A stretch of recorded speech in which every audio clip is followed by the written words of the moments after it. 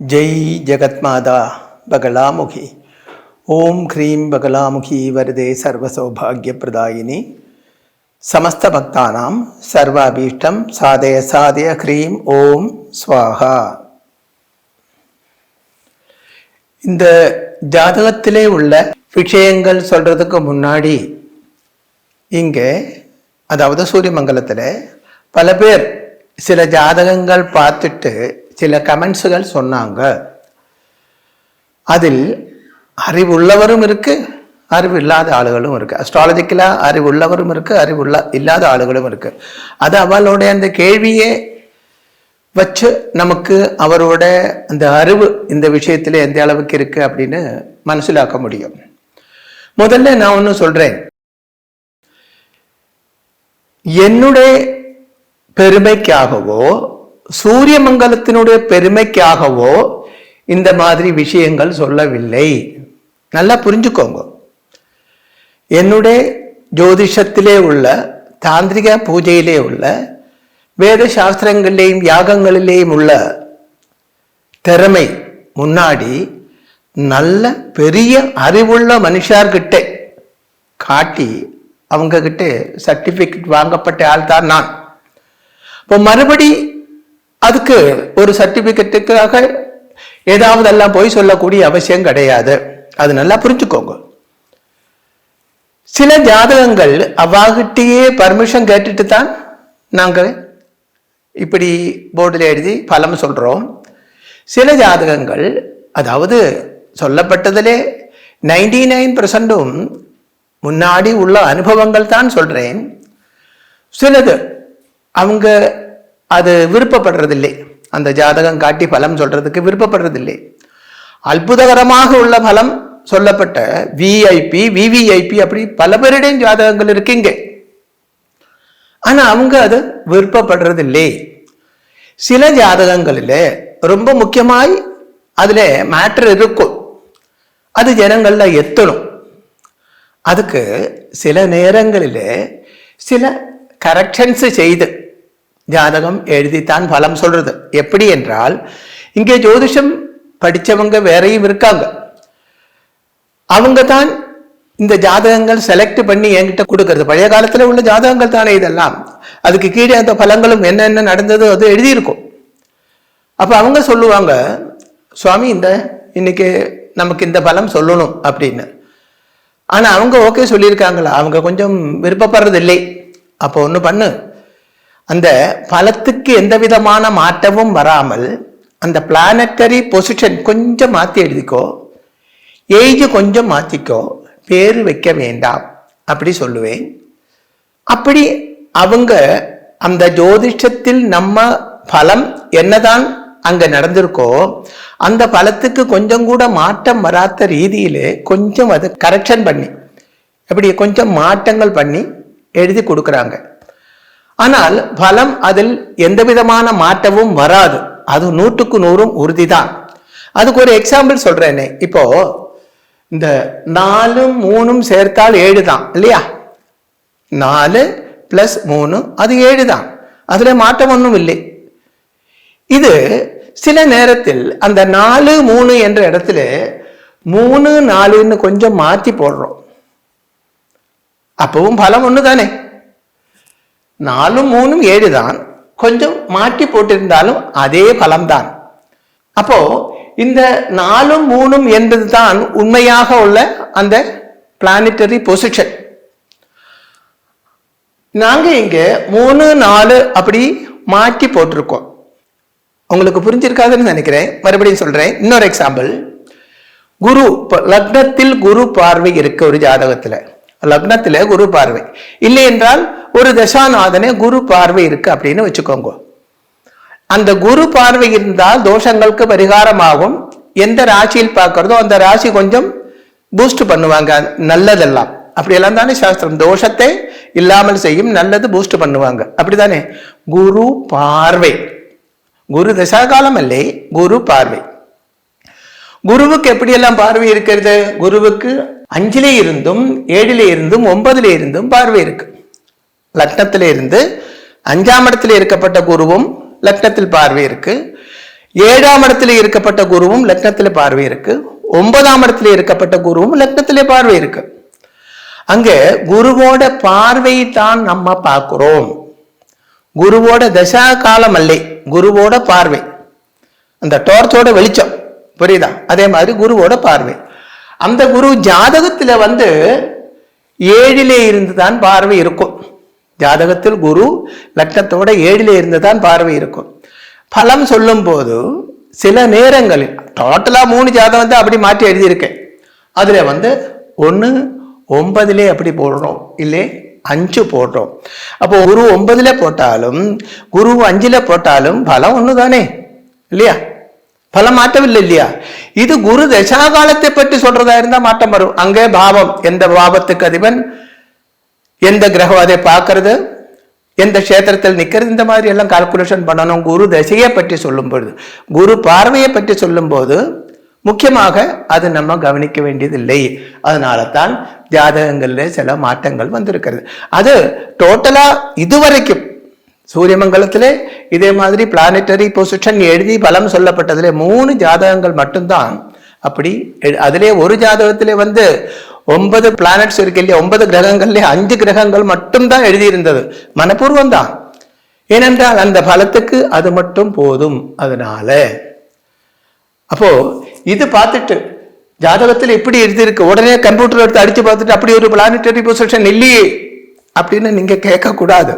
ஏனென்றால் எல்லாத்துலயும் அப்படி கிடையாது, டோட்டலா 3 தான் அப்படி பண்ணியிருக்கோம். இனி மேக்சிமம் அது அவாய்டு பண்ண பார்க்கிறேன். அப்போ கேட்டவர்க்கும், அதாவது கொஸ்டின் கேட்டவர்க்கும் பார்க்கப்பட்டவர்க்கும் எல்லாம் ரொம்ப தேங்க்ஸ் சொல்றேன். உங்களுக்கு விளங்கணும், அதுக்காகத்தான் இது இப்போ சொன்னது. இன்னும் அது மட்டுமல்ல, சூரியமங்கலம் என்று சூரியமங்கலம் அத்வைத வேத வித்யாபீடம் இந்த பிரஸ்தானத்தோட பேரு. இது என்னுடைய குரு ஆரம்பிச்சது 1971 இருந்து. குரு ஆரம்பிக்கும் போது சூரியமங்கலம் தாந்திரீக வித்யாபீடம் அப்படின்னு தான் இருந்தது இந்த பிரஸ்தானத்துக்கு பேரு. அப்புறம் காஞ்சி பெரியவா சொல்லிட்டு சூரியமங்கலம் அத்வைத வேத வித்யாபீடம் என்று பேரு மாற்றியாச்சு.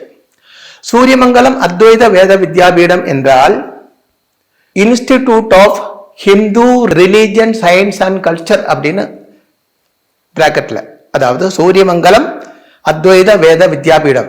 அது என்னது?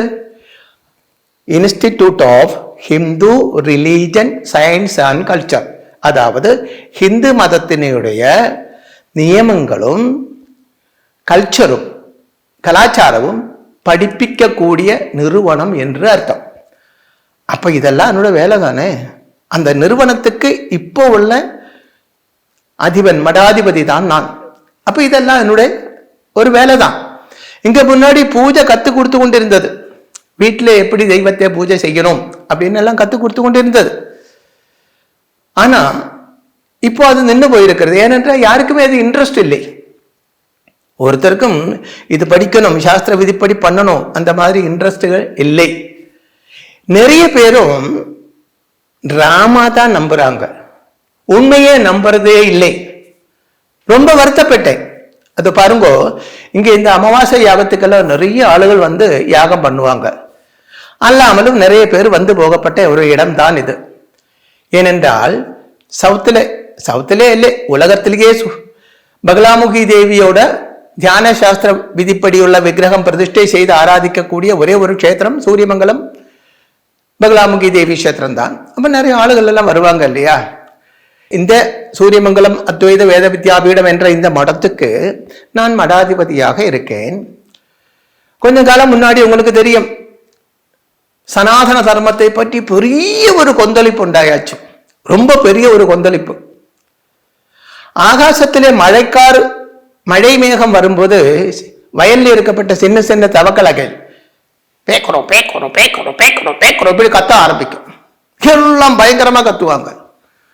அதே மாதிரி நிறைய பேர் கத்த ஆரம்பிச்சாச்சு, சனாதன தர்மம் என்ன என்று. அதுதான் இதுதான் இது இப்படித்தான் இது அப்படித்தான் அப்படின்னு நிறைய பேர். சனாதன தர்மத்துக்கும் அதுக்கும் எந்த விதமான சம்பந்தமுமே கிடையாது. அப்படி நிறைய பேர் கத்த ஆரம்பிச்சாச்சு. நான் இங்க இதெல்லாம் கேட்டுக்கொண்டும் பார்த்து கொண்டும் சைலண்டா அப்படியே இருந்தேன். இங்க இத்தனை ஜனங்கள் வர்றாங்க, யாராவது ஒரு ஆள் வந்துட்டு, அப்ப யூடியூப்ல எல்லாம் நிறைய பேர் சனாதன தர்மத்தை பற்றி சொல்லாங்க. 100 பேர் சொல்றது 100 விதமாகத்தான் இருக்கிறது. இது ஒரு சாஸ்திரம் தானே. ஹிந்து மதத்தினோட ஆத்மாவு தான் சனாதன தர்மம், ஹிந்து மதமே தான். அது கிளாரிட்டியோட உங்களுக்கு சொல்லிக் கொடுக்கணும் இல்லையா? யாருமே சொல்றதில்லை. ஏனென்றால் அவரோட குழப்பம் இல்லையா, அது அவங்க அப்படித்தான் படிச்சு வச்சிருக்காங்க.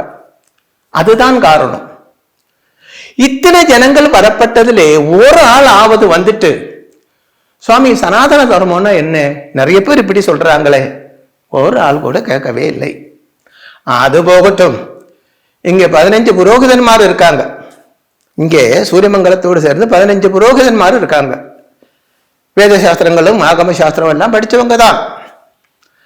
அதுல ஒரு ஆள் கிட்ட கேட்டேன், சனாதன தர்மம்னா என்னன்னு தெரியுமா? இப்ப இந்த வரப்பட்ட பக்த இனங்கள் யாராவது உங்ககிட்ட கேட்டால் நீங்க என்ன பதில் சொல்லுவீங்க? அதெல்லாம் எங்களுக்கு தெரியாது.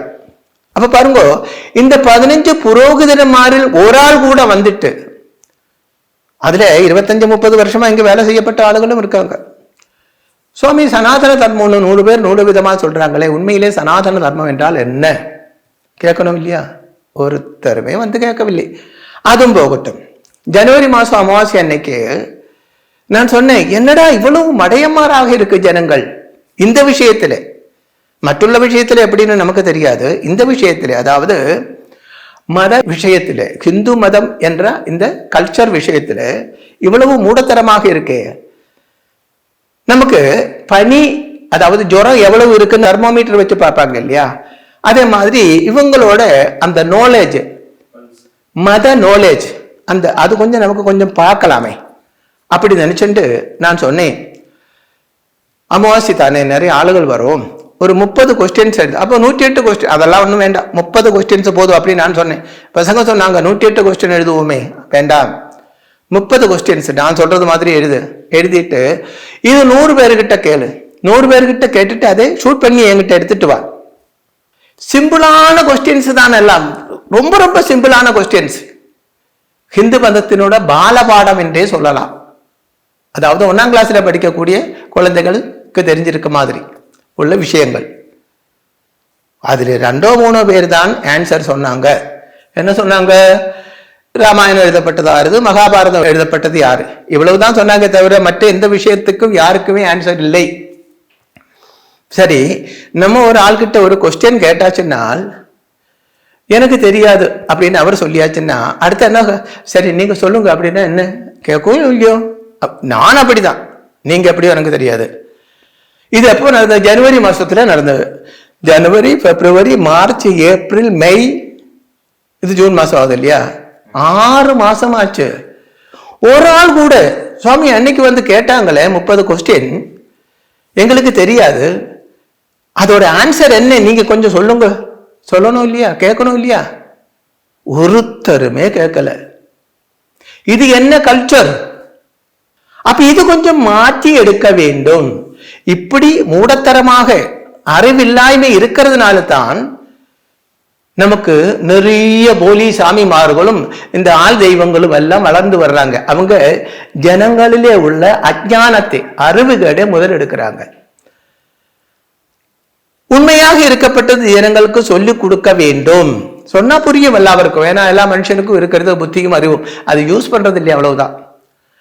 அதுக்காகத்தான் இந்த மாதிரி சில விஷயங்கள். அதே மாதிரி ஜனங்கள் ஏமாந்து போறாங்க நிறைய பேரும். பூஜை, யாகங்கள், ஜோதிஷம் இதுல ஏமாந்து போறாங்க. அப்பாவியாக இருக்கப்பட்ட ஜனங்கள். அதுல படிப்பு உள்ளவனும் இருக்கு, படிப்பு இல்லாதவனும் இருக்கு, காசு உள்ளவனும் இருக்கு, காசு இல்லாதவனும் இருக்கு. இதெல்லாம் கொஞ்சம் மாறி என்னால முடிஞ்சது சொல்லி கொடுக்கலாம். அதுக்காகத்தான் இதை யூஸ் பண்றாங்க. தவிர உங்களை ஏமாத்துறதுக்கோ உங்களை இருந்து ஒரு சர்டிபிகேட் வாங்குறதுக்கோ ஒன்றும் இல்லை. அது ஒன்றும் எனக்கு இப்ப தேவையில்லை, நல்லா முடிஞ்சு போச்சு, அந்த காலம் எல்லாம் முடிஞ்சு போச்சு. இன்னும் கொஞ்சம் காலம்தான் நான் உலகத்திலே இருக்க போறேன். அந்த இருக்கிற காலத்துல இதே மாதிரி ஒரு பிரஸ்தானம் எங்கேயுமே கிடையாது, உலகத்திலே இல்லை. கேரண்டியா சொல்றேனே, சேலஞ்சு பண்ணி சொல்றேன். இதே மாதிரி ஒரு யாகம் நடக்கப்பட்ட இடம், பூஜை நடக்கப்பட்ட இடம், அஸ்ட்ராலஜி பார்க்கப்பட்ட இடம், பிரശ്നം வைக்கப்பட்ட இடம் உலகத்தில் எங்கேயுமே கிடையாது. இந்த உண்மையை ஜனங்களுக்கு சொல்லி வச்சு இதே மாதிரி 1000 பேர் ஆரம்பிக்கட்டும், உண்மையான பிரஸ்தானங்கள் ஆரம்பிக்கட்டும், ஜனங்களுக்கு நல்ல வழி காட்டி கொடுக்கட்டும். அதற்காகத்தான் இதெல்லாம் யூஸ் பண்றாங்க. தவிர உங்களில் சில பேர் நினைக்கிற மாதிரி என்னுடைய பெருமைக்காகவோ சூரியமங்கலத்தோட பெருமைக்காகவோ அல்லை. அதாவது அந்த காலத்துல பேப்பர்ல இதெல்லாம் ஒரு 30 வருஷம் முன்னாடி, 30-35 வருஷம் முன்னாடி எல்லாம் ஒரு ஜாதகம் பார்த்துட்டு அதோட பலம் சொல்லி அதை ப்ரூவ் பண்ணணும், அந்த மாதிரி எல்லாம் இருந்தது. இப்போ அதெல்லாம் மலையேறி போச்சு. ஏன்னா அவ்வளவு எக்ஸ்பீரியன்ஸ், முக்கியமா அம்மையோட அனுகிரகம் அதுதான் முக்கியம். அதாவது ஜோதிஷம் என்று சொல்லப்பட்டது ஒரு ஆத்மீய சாஸ்திரம் தான். அதில் தெய்வீகம் ரொம்ப ரொம்ப ரொம்ப முக்கியம். நீங்க உண்மையாகவே ஒரு ஜோதிஷியாக இருக்க வேண்டும் அப்படி நினைக்கிறதா இருந்தால், அதிலே இருந்து உங்களுக்கு பேரும் புகழும் உண்டாக வேண்டும் அப்படி நினைக்கிறதா இருந்தால், நீங்க ஏதாவது ஒரு கடவுளை உபாசனை பண்ணுங்க. எல்லாம் நீதான் என்ற நம்பிக்கையோட பண்ணுங்க.